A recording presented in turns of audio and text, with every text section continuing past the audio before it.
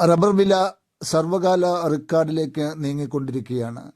നിലവിൽ റബ്ബർ വില rubber board കണക്ക് പ്രകാരം 249 രൂപയാണ് RSS-4ൻ്റെ വില.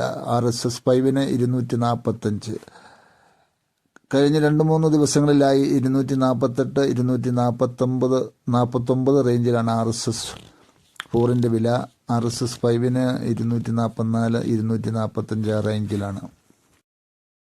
റബ്ബർ വില 250 കടന്ന് 300, ഇനി 300 വരെ എത്തിയാലും ആ വിലയിൽ ഒരു തിളക്കമില്ലാത്ത അവസ്ഥ ഉണ്ടായിരിക്കുകയാണ്.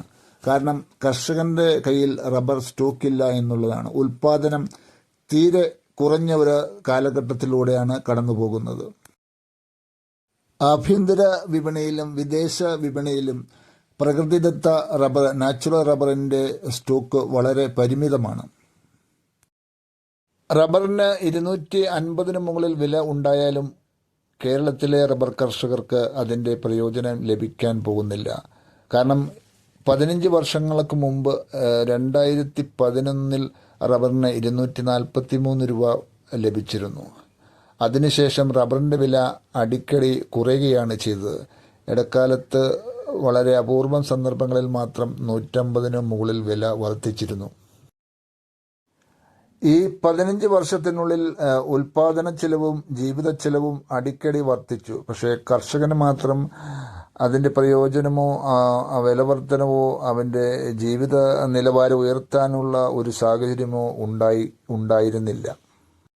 സർക്കാർ ജീവനക്കാർക്ക് എല്ലാ കാലഘട്ടത്തിലും അടിക്കടി ശമ്പള വർധനവും ബോണസും മറ്റ് ആനുകൂല്യങ്ങളും ലഭിക്കാറുണ്ട്. ഇനി നോക്കുമ്പോൾ പ്രൈവറ്റ് സെക്ടറിൽ ജോലി ചെയ്യുന്നവർക്കും പരിമിതമെങ്കിലും വളരെ ചുരുങ്ങിയ രീതിയിലെങ്കിലും ശമ്പള വർധനവും ബോണസും മറ്റ് ആനുകൂല്യങ്ങളും ലഭിക്കാറുണ്ട്.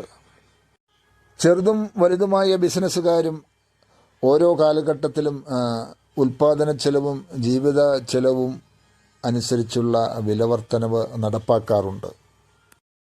അങ്ങനെ ചിന്തിക്കുമ്പോൾ നമ്മുടെ റബ്ബർ കർഷകരെല്ലാം ഏതാണ്ട് 15 കൊല്ലം പുറകിലാണ് സഞ്ചരിക്കുന്നത്.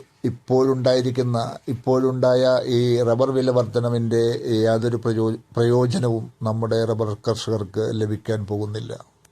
ഇന്ത്യയിൽ ആഭ്യന്തര റബ്ബർ ഉൽപ്പാദനത്തിൻ്റെ 80% കേരളത്തിലാണ് നടക്കുന്നത്. രണ്ടാം സ്ഥാനത്ത് നിൽക്കുന്നത് ത്രിപുരയാണ്. ത്രിപുരയിൽ ഉദയ്പൂർ മേഖലയിൽ വിശ്രാംഗഞ്ച് ഏരിയയിൽ റബ്ബർ ബോർഡിന് ഏക്കർ കണക്കിന് റബ്ബർ തോട്ടങ്ങളുണ്ട്. അത് നേരിട്ട് കാണുവാനുള്ള ഭാഗ്യം എനിക്ക് ലഭിച്ചിട്ടുണ്ട്.